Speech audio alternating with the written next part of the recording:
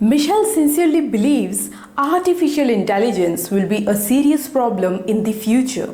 We are currently heading into a non human future. Big tech is forcing us to communicate with bots. We can't reach anyone anywhere. It's a frigging nightmare. So, Michelle plans to restore the human experience by keeping artificial intelligence out of his platform. Companies love artificial intelligence because it will allow them to reduce staff to nearly zero. Whereas in Power.world looks forward to a day where a huge team will join us in this battle for peace. In my opinion, artificial intelligence is a freaking nightmare. I've experienced life before computers control our lives, and life was much easier. Life was easier before computers, guys. I know that people who are born in the computer age think that computers made life simple, but it didn't. Like when I was young, if I had a problem with my bank, a doctor, the government, whatever, it only took a few minutes on the phone and everything was solved. Things were fast, and I'll just give you an example. I worked in a restaurant when I was like from 10 years old to 15 years old.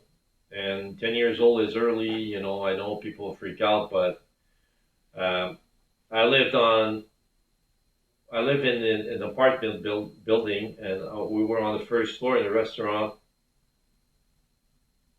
Well, we lived on top of a restaurant. The restaurant was on the first floor. We lived above. And my sister worked there as a waitress, so I would go down see my sister, and I would help in the restaurant. But I'm just talking about that to tell you this was a very, very busy restaurant in Montreal North.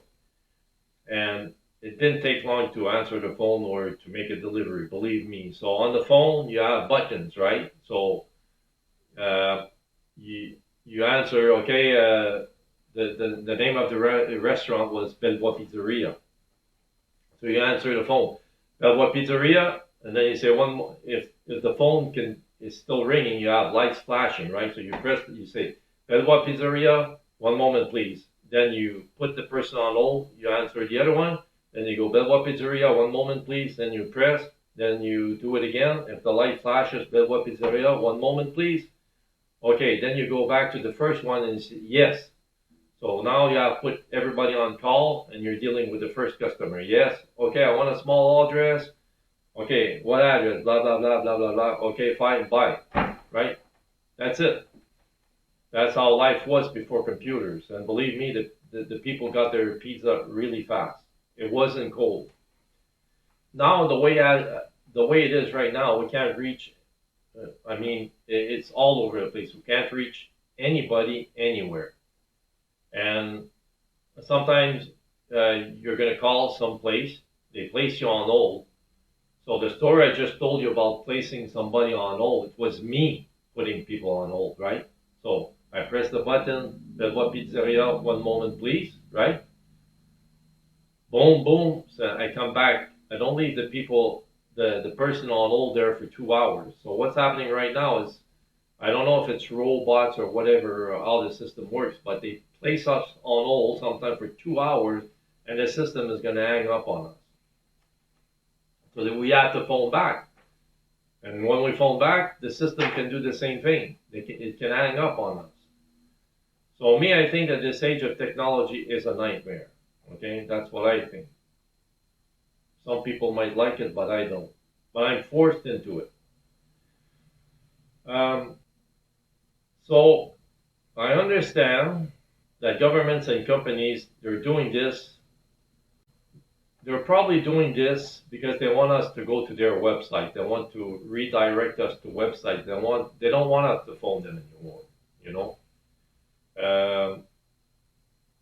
Now they're forcing us into to chat with a bot. Before it wasn't like that, but now it's always, if you go to Bell Canada, it's always a bot. and they hide the number. Like sometimes you go on a website and you have to search like for 15 minutes before you can find the right contact. And in my opinion, these bots are completely useless. They drive me insane.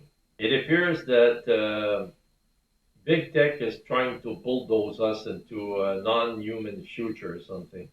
Um, there's probably, the issue of, trying to save money, cut costs.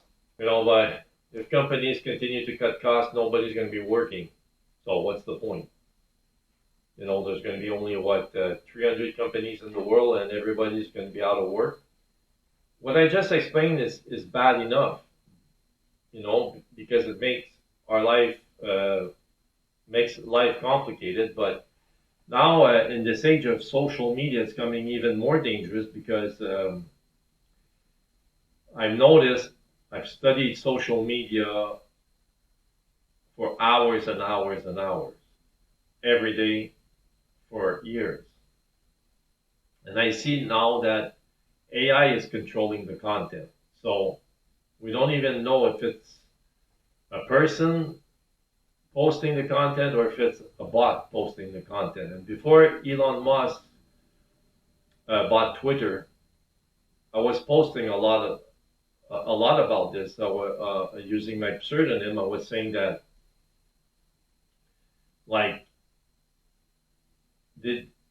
this is always the same content being posted all over again. But if you go on social media for 15 minutes, you're not going to notice that. But if you spend like 6 hours on Twitter, I will say that it's different since Elon Musk took it over, though.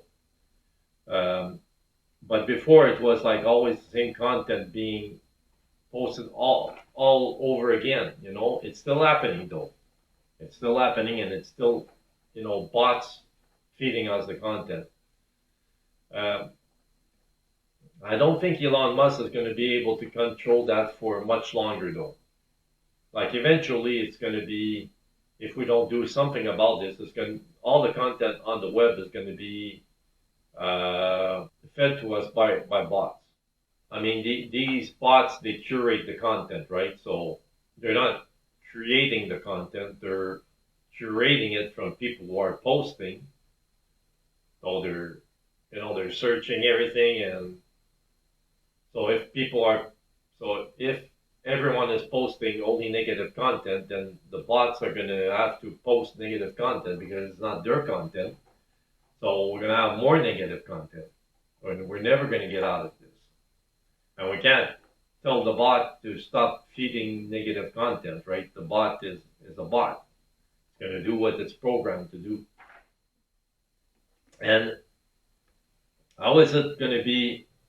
How is a ordinary guy like me going to be able to? Not only ordinary guy like me, but I mean people who are not billionaires. How are we going to be able to compete against AI? Let's just take my project as an example. If I want only positive content on my platform, then I'm going to need people to moderate. I'm going to need moderators, right? I'm going to need staff. And these people have to be paid. And that's not counting all the other employees required for such a mission, which I'm going to have to explain in my second YouTube channel. It's going to take a lot of people for this project. So if I need to pay staff and Facebook can operate on AI alone, then we're finished. The entire planet is finished. We can never compete. And Facebook is going to continue collecting ad revenue. And I'm not just talking about Facebook, but I don't want to go on and naming all other platforms. But Facebook is going to continue collecting ad revenue, but they don't have to pay any more staff because everything is controlled by AI. So the company will get richer, and the richer it gets, the more money it has to invest in AI, and the more money they have to invest in AI, the more AI we're going to get. So it's never going to stop. It's always going to be more money for AI, more AI, more AI, which means total control which means we're toast. No other social media project will be able to flourish. And this threat alone is what could save us. It is what could save a few of us.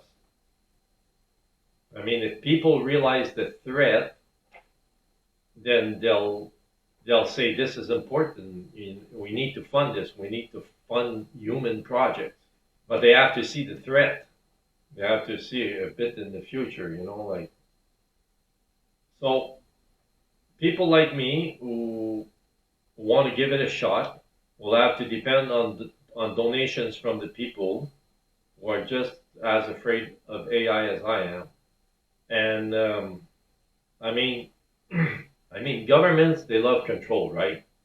But even if they love control and say they would want to control all the information on planet Earth, millions of YouTubers right now are complaining about internet censorship. That means a lot of people are being canceled, and they're being canceled, and then they're being given back their accounts, but they're being canceled again. I heard this by many influencers. Their content is deleted, or there's a lot of problems there going on YouTube, and we don't really know what's going on. Sometimes a person's going to say something that's not that offensive, or it's not problematic, and the content's going to be deleted by YouTube, and the account suspended, and people they go on another platform, say my YouTube has been deleted, and nobody knows what's going on. So probably what's going on is that governments see the writing on the walls, how nihilistic content is creating chaos all over the world, and they already started to take steps. Probably government are talking with the platform, the CEOs and things like that. There's got to be communication going on right now that we don't know about.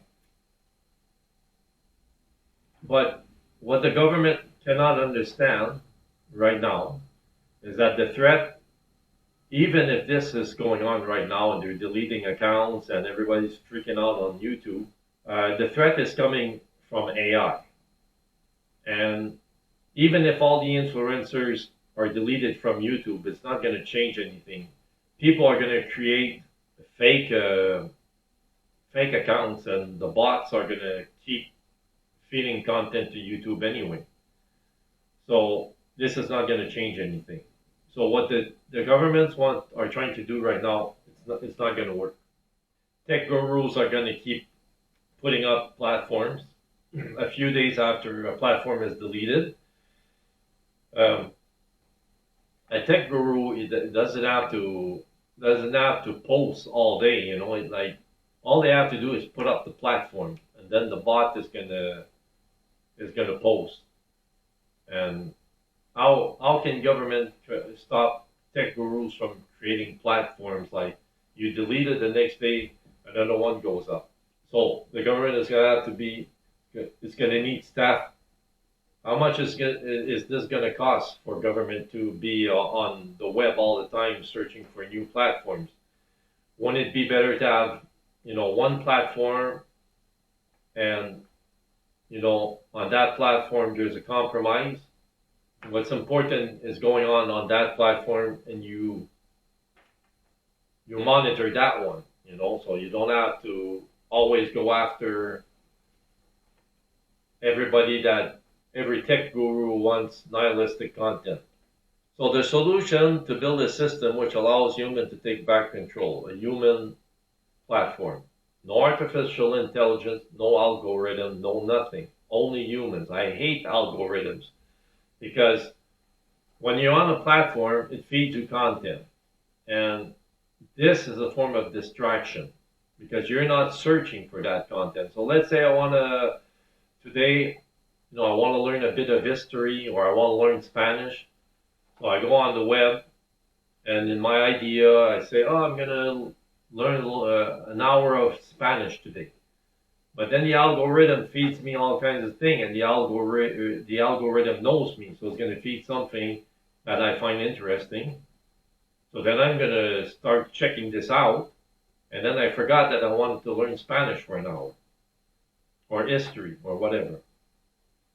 So that's why it has to be no algorithm, no AI, only human. And government could work,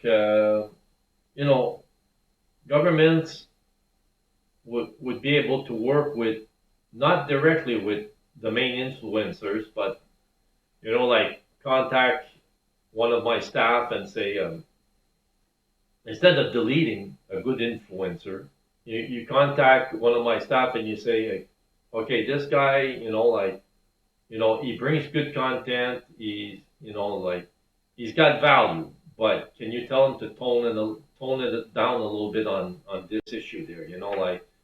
People, everybody's affected by what's going on in the world, and we get mad, and we want to stream where we freak out, we go insane. I think that's normal for the moment. There's too much chaos, so the government could say, okay, this guy this week there he's been freaking out a little bit. Can you ask him to delete this content, and next week, calm down, tone it down, and so this is what I think the future is.